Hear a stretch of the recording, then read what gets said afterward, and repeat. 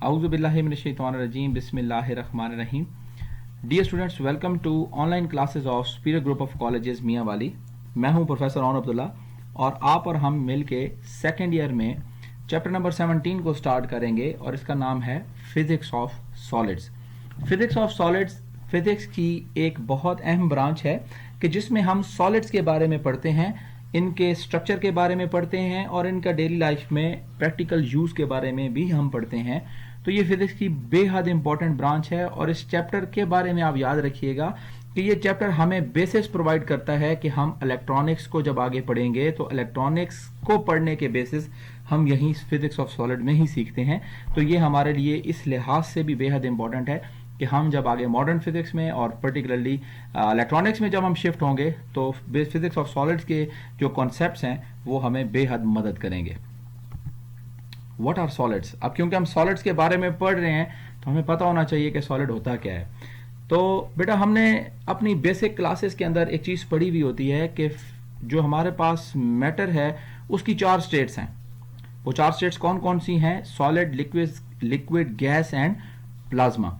अब ये 4 स्टेट्स हैं जिनके बारे में हम अपनी बेसिक क्लासेस से पढ़ते हुए आ रहे हैं और हम इसके बारे में काफ़ी सारा नो हाउ रखते हैं. बट यहाँ पे हम पर्टिकुलरली सॉलिड्स के बारे में पढ़ेंगे. तो solid is one of the 4 fundamental states of matter along with liquid, gas and plasma. The molecules in solid are closely packed. अब ये सॉलिड की खसूसियत है जो बाकी सबसे इसको डिस्टिंग्विश कर देती है, अलग कर देती है लिक्विड, गैस और प्लाज्मा से. वो ये है कि इसके मॉलिक्यूल्स बहुत क्लोजली पैक्ड हैं, इकट्ठे होते हैं and contain the least amount of kinetic energy. और इनके अंदर कम से कम काइनेटिक एनर्जी होती है. अब कम से कम काइनेटिक एनर्जी क्यों होती है? अब यहाँ देखें, एक छोटा सा आपको एक एनिमेशन नजर आ रही है जिसके ऊपर सॉलिड लिखा हुआ है. अगर आप इसको ऑब्जर्व करें क्लोजली तो आप ये ऑब्जर्व कर सकते हैं कि इसके एटम्स और मॉलिक्यूल्स जो हैं, आप इमेजिन करें तो यहां इसी क्लोज रेक्टेंगुलर स्ट्रक्चर के अंदर ही वाइब्रेट कर रहे हैं. अगर ये इसके अंदर वाइब्रेट न कर रहे होते तो यकीनन ये फिर यहां कहीं आपको इस पूरी स्क्रीन के ऊपर उड़ते हुए नजर आ रहे होते इसके एटम्स एंड मॉलिक्यूल्स. अब क्योंकि सॉलिड का स्ट्रक्चर इतना स्ट्रॉन्ग है, इसके दरमियान जो एटम्स एंड मॉलिक्यूल्स की जो फोर्स हैं वो इतनी स्ट्रॉन्ग हैं इनको होल्ड करने के लिए कि ये एटम्स एंड मॉलिक्यूल्स इस स्ट्रक्चर से बाहर नहीं निकलते. तो ये यहीं वाइब्रेट कर रहे होते हैं, इसलिए इनके पास काइनेटिक एनर्जी कम है. काइनेटिक एनर्जी वो एनर्जी होती है जो किसी भी ऑब्जेक्ट के मोशन की वजह से उसके पास होती है, उसको काइनेटिक एनर्जी कहा जाता है. तो अब क्योंकि इनका मोशन है इस छोटे से रेक्टेंगुलर बॉक्स के अंदर है, लिहाजा इनके पास इतनी ज्यादा कोई काइनेटिक एनर्जी होती कि नहीं है. तो हम ये कहते हैं कि सॉलिड्स के एटम्स और मॉलिक्यूल्स के पास least amount of kinetic energy होती है, कम से कम होती है. A solid is characterized by structure rigidity and resistance to the applied force to the surface. और सॉलिड की एक और प्रॉपर्टी है या एक कैरेक्टरिस्टिक है कि ये रिजिड होते हैं, स्ट्रक्चर रिजिडिटी होती है इनके पास, ये सख्त होते हैं, हार्ड होते हैं. यकीनन आपने सॉलिड देखे होंगे, जैसे पत्थर होता है, जैसे वुड होती है, जैसे ये क्रिस्टल्स आप डिफरेंट देखते हैं, तो ये यकीनन बहुत सख्त होते हैं, रिजिड होते हैं. और resistance to the applied force. और इनके अंदर एक और बहुत बड़ी खूबसूरती ये है कि इनके एटम्स और मॉलिक्यूल इतने क्लोजली और स्ट्रॉन्ग पैक्ड होते हैं कि इनके ऊपर आप ठीक ठाक फोर्स लगाएं तो ये उसको भी रेजिस्ट करते हैं, उसकी मुखालफत करते हैं. तो ये इनकी प्रॉपर्टीज है. तो अगर हम यहाँ पे अपने बेसिक कंसेप्ट को रिवाइज करें तो सॉलिड क्या चीज है? One of the 4 fundamental states of matter है. और इनके पास क्या है? इनके एटम्स बहुत क्लोजली पैक्ड होते हैं और कम से कम काइनेटिक एनर्जी होती है इनके पास, क्योंकि इनके एटम्स एक ही जगह पे वाइब्रेट करते रहते हैं. और इनके पास क्या है? स्ट्रक्चर रिजिडिटी है, बहुत सख्त और सॉलिड होते हैं और अप्लाइड फोर्स को ठीक ठाक रेजिस्टेंस देते हैं. ओके बेटा, अब हम देखते हैं what are characteristics and properties upon which materials have specific uses. कौन से ऐसे कैरेक्टरिस्टिक्स हैं, कौन सी ऐसी खसूसियात हैं, कौन सी ऐसी प्रॉपर्टीज हैं कि जिनके बेसिस पे मटेरियल्स को हम इस्तेमाल करते हैं. ये सारी जो एक्सट्रैक्ट है ये आपको आपकी बुक में पेज नंबर 135 पे फर्स्ट पैराग्राफ में मिलेगा. इसका आंसर क्या है? Depends upon hardness. अब हार्डनेस क्या है? नाम से ही जाहिर है, सख्त चीज को हार्ड कहते हैं, तो हार्डनेस किसी सख्त चीज के मुतालिक बात की जा रही होगी.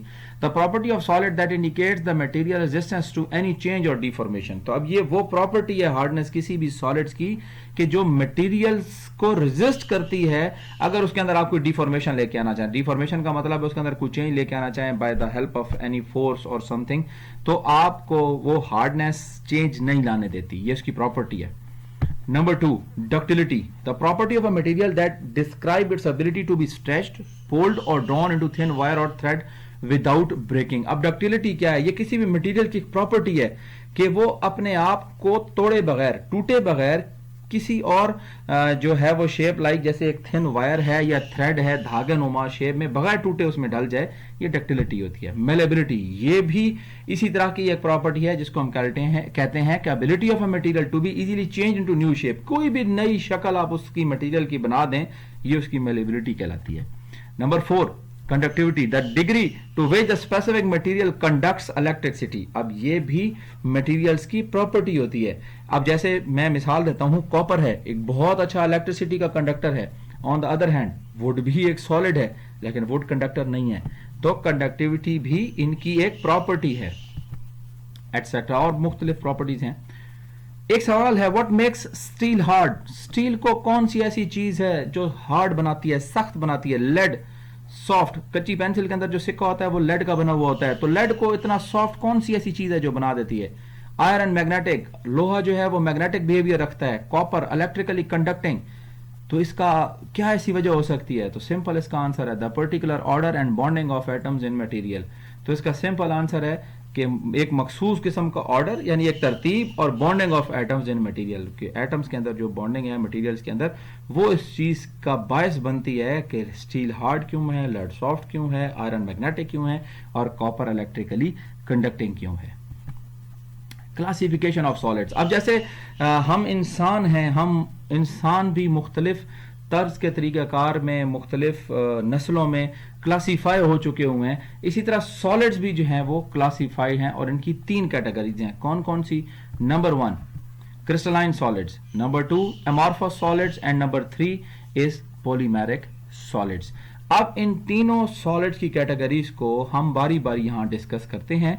सबसे पहले हम देखते हैं क्रिस्टलाइन सॉलिड्स। अब अगर आप तस्वीर देखें यहाँ पे, तो ये एक क्रिस्टल की आपको शेप नजर आ रही है और यहाँ यकीनन आप देखेंगे तो एक डायमंड का स्ट्रक्चर आपको नजर आ रहा है। अब सबसे पहली चीज नाम से जाहिर हो रहा है क्रिस्टलाइन, क्रिस्टलाइन से हमारे ज़हन में क्रिस्टल आएगा। ये हमारी रोजमर्रा जिंदगी में हम ये चीजें अपने पास रखते हैं और देखते हैं। तो हम यहाँ देखते हैं कि क्रिस्टलाइन सॉलिड्स क्या होते हैं।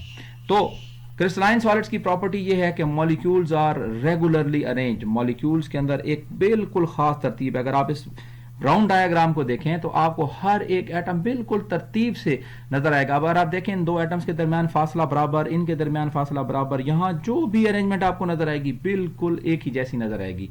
अगर यहां देखें तो भी आपको डायमंड में भी बिल्कुल एक ही जैसी रेगुलर अरेंजमेंट नजर आएगी। Through out the crystal arrangement is same. पूरे क्रिस्टल के अंदर एटम्स की अरेंजमेंट एक ही जैसी होगी, बिल्कुल कोई चेंज नहीं आ सकती क्रिस्टलाइन सॉलिड के अंदर। There is an order structure and crystalline solid. इनके अंदर एक तरतीब होती है, एक ऑर्डर स्ट्रक्चर। अगर आप यहां देखें तो बिल्कुल ऐसे ही तरतीब में नंबर ऑफ एटम्स जा रहे हैं। यहां देखें ना, सारे के सारे आपको बिल्कुल एक मखसूस पैटर्न, एक सेंटर में एक एटम नजर आएगा। ये देखें सारे के सारे आपको, और इन सब एटम्स के दरमियान का फासला भी आपको एक ही जितना महसूस होगा। सेम यहां पे अगर आप डायमंड के केस में देखें तो डायमंड में भी ऐसे ही आपको नजर आ रहा होगा। Their molecular arrangement can be studied by using X-rays। अब ये बड़ी इंटरेस्टिंग बात है कि ये जो मॉलिक्यूलर अरेंजमेंट है, अब देखें मिसाल के तौर पे, अब NaCl नमक जो है वो भी एक क्रिस्टल है, डायमंड भी एक क्रिस्टल है। हाथों में जो हम अंगूठियां और उनके अंदर जो नग डाल के हम रखते हैं वो भी यूजुअली क्रिस्टल्स होते हैं। तो अब हमें पता कैसे चलेगा कि ये क्रिस्टल है भी सही या नहीं है? अब देखें नमक के बारे में तो हम अगर अपने किचन में देखें तो वो तो पाउडर फॉर्म में हमें मिलता है नमक, लेकिन हकीकत में जो उसके पीछे पहाड़ से पत्थर निकलता है वो एक क्रिस्टल होता है। तो अब हमें कैसे पता चलेगा ये जो हमारे घर में पाउडर पड़ा हुआ है ये वाकई हकीकत में एक क्रिस्टल था जिसको हमने पाउडर बना दिया हुआ है? और बाज़ औक़ात हमने अपनी अंगूठी के अंदर जो पत्थर या क्रिस्टल डाला होता है वो क्रिस्टल होता ही नहीं है, हमें पता ही नहीं होता। हम प्लास्टिक डाल के फिर रहे होते हैं, हमें पता ही नहीं होता इस बात का। तो हमें कैसे पता चलेगा कि ये क्रिस्टल है या नहीं है? तो इसको चेक करने के लिए एक टेक्निक होती है जिसको हम एक्सरे टेक्निक कहते हैं। और इसमें होता क्या है? It shows that molecules and ions are not stationary inside the crystalline but they vibrate about their mean position। अब ये क्रिस्टल एक्सरे जो टेक्निक है ये बेसिकली हमें ये ऑर्डर स्ट्रक्चर दिखाती है कि स्ट्रक्चर बिल्कुल अगर आप देखें तो किसी भी जगह पे क्रिस्टल में आप देखेंगे तो आपको सेम तरतीब नजर आएगी। उससे हमें ये क्लियर हो जाएगा कि ये क्रिस्टल है, क्योंकि इसके सारे एटम्स और मॉलिक्यूल्स की जो अरेंजमेंट है वो बिल्कुल एक ही जैसी है हर जगह पे, कहीं पे भी अगर आप उस क्रिस्टल को देखेंगे तो।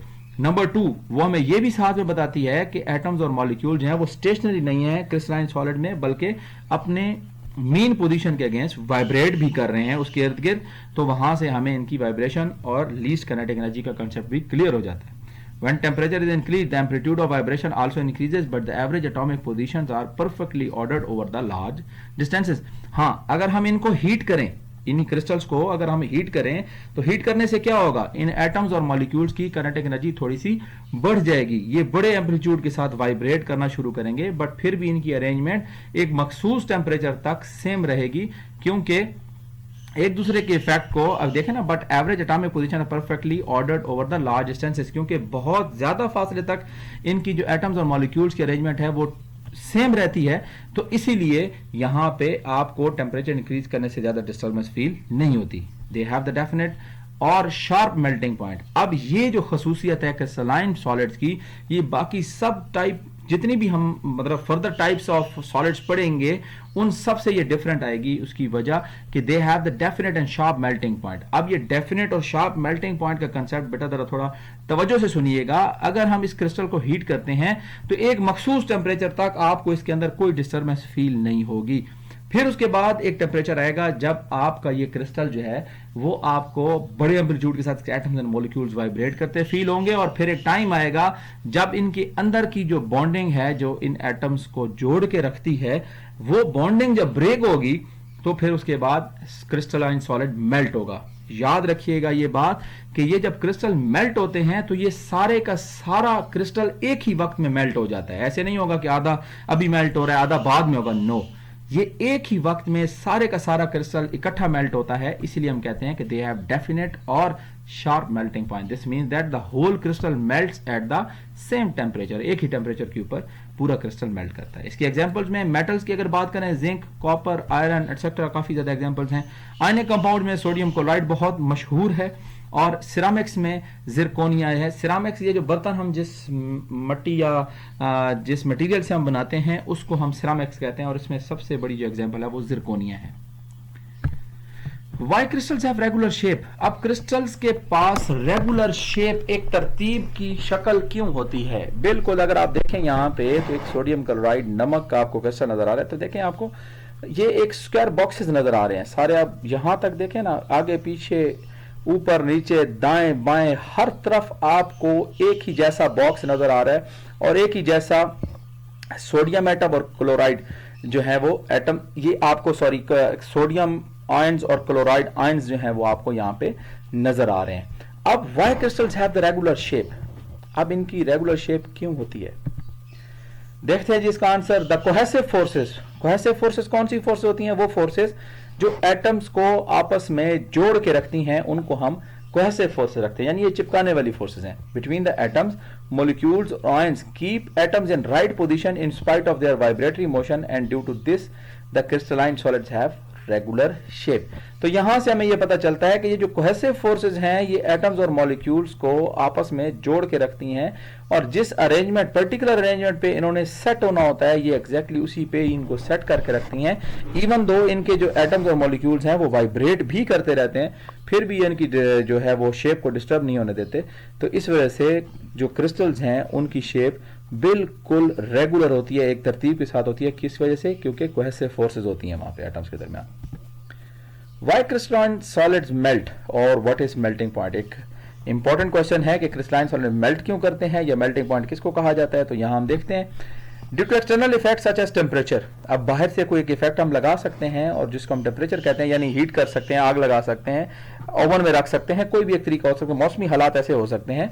The vibration become so large that these forces do not hold the substance together.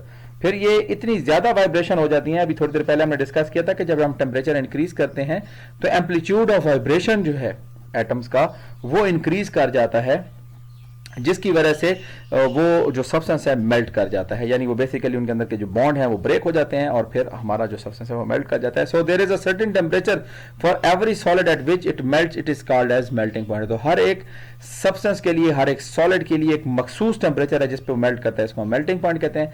The new shape is rapid and irregular. तो इसकी जो नई शेप बनेगी मेल्ट होने के बाद वो रैपिड है, बहुत तेज होती है, और इरेगुलर है, उसकी कोई तरतीब नहीं रहेगी फिर उसके बाद.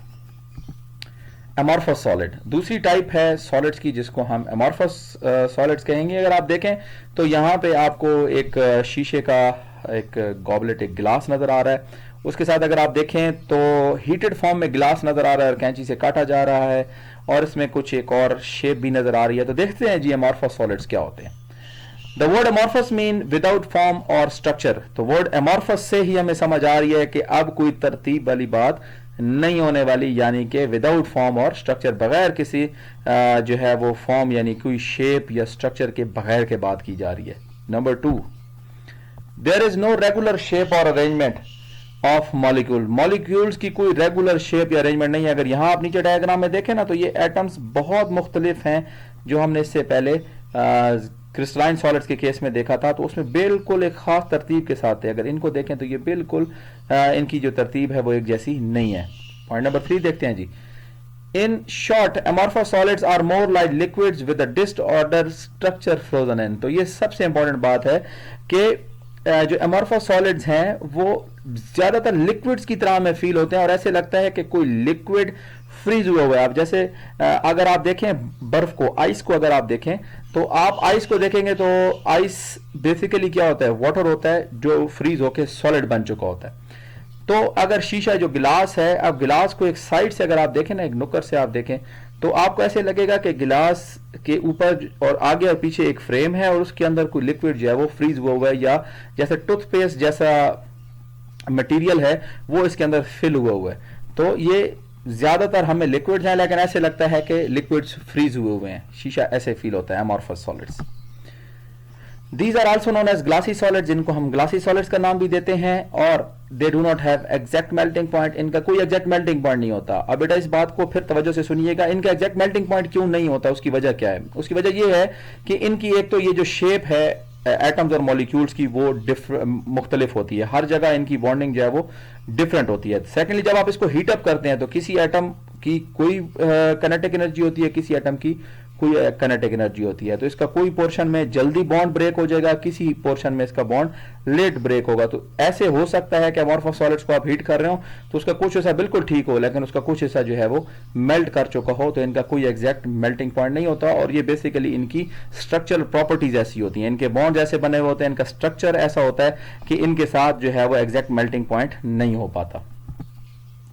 एग्जाम्पल, अब इसकी एग्जाम्पल क्या है? ऑर्डिनरी ग्लास, आम जो शीशा है हमारे पास, जैसे हमारे घरों में गिलास होते हैं, खिड़कियों में शीशा लगाया जाता है, चेहरा देखने के लिए हम ग्लास ये मिरर यूज करते हैं, तो ये सारे उन्हीं की एग्जाम्पल है। This is solid at ordinary temperature and has no regular arrangement of molecule. अब आम शीशे की कोई रेगुलर शेप नहीं होती, हम खुद इसको काट के ढाल के किसी भी शेप में ले आते हैं। On heating it melts into paste like state.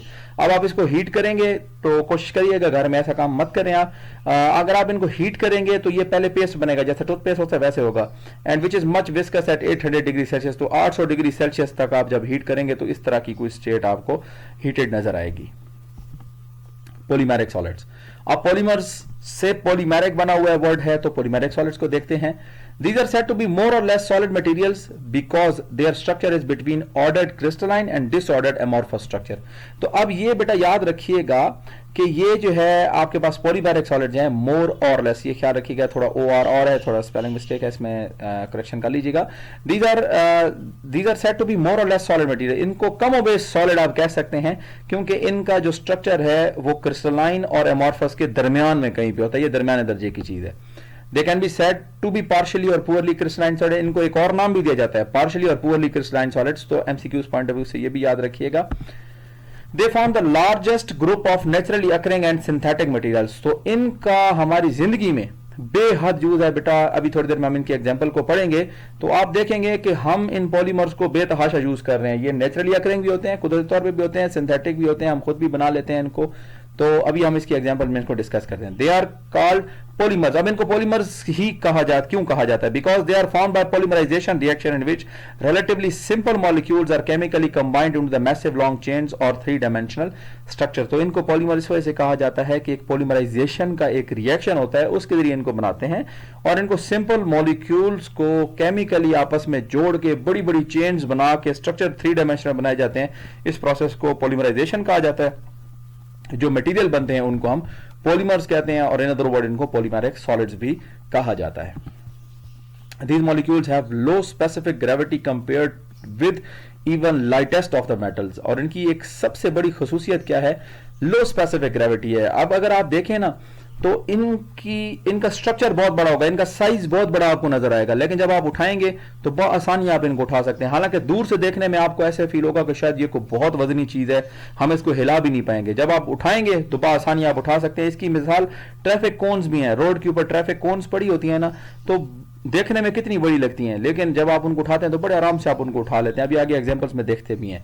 They show good strength to weight ratio. अब इनकी ताकत बहुत ज्यादा होती है, इनका वजन इतना ज्यादा नहीं होता, लेकिन ये बहुत स्ट्रॉन्ग मटेरियल होता है. एग्जांपल में देखते हैं. पॉलीथीन. तो पॉलीथीन ये जो शॉपर हम यूज करते हैं रोजमर्रा चीजें परचेज करने में, तो अगर आप देखें शॉपर एक बेहद मजबूत चीज है. हम ठीक ठाक सामान इसमें लेके कैरी करते हैं, और अगर इसको फाड़ना भी आ जाए तो आपको ठीक ठाक जोर लगाना पड़ता है. पॉलीस्टीरीन आपने यूजुअली देखा होगा, इसमें बर्गर, आप चावल, इसमें मुख्तलिफ जो हैं वो चिकन पीसेज और बहुत सारे आइटम्स ऐसे हैं जो इसमें कैरी करते हैं. सिंथेटिक रबर, ये जो है रबर जिनके टायर बनते हैं और मुख्तलिफ हम यूजर रखते हैं, तो ये सारे नहीं पॉलीमेरिक सॉलिड्स की एग्जांपल होती हैं. और ये ट्रैफिक कौन से हैं जिनका मैं अभी थोड़ी देर पहले जिक्र कर रहा था. तो अगर आपको कभी इत्तेफाक हो रोड पे आप इनको उठा के देखिएगा तो इनकी वैसे जिसामत बहुत बड़ी है, इनकी मजबूती बेहद होती है. अक्सर गाड़ियों की टक्कर लग जाती है, ये टूटती नहीं है, लेकिन आप जब इनको उठाएंगे तो उनका वजन कोई नहीं होगा. तो इनकी स्ट्रेंथ टू वेट रेशो बहुत ज्यादा होती है, और ये हाँ अपनी सारी जो प्रॉपर्टीज हैं इनको जस्टिफाई करते हैं. लो स्पेसिफिक ग्रेविटी को भी जस्टिफाई करते हैं. एक और बेटा एक इंपॉर्टेंट कंसेप्ट है जो कि शॉर्ट क्वेश्चन के तौर पे पेपर में आ जाता है, that is crystal lattice. Crystal lattice क्या चीज होती है? अ crystalline solid consist of 3-dimensional pattern that repeats itself over and over again. तो ये एक 3-dimensional स्ट्रक्चर है. बेटा इसकी कॉमन एग्जांपल लेते हैं. जब हम घर बनाते हैं ना, तो सबसे पहले हम उसकी बेस बनाते हैं जिसको सादा जबान में एरा कहते हैं.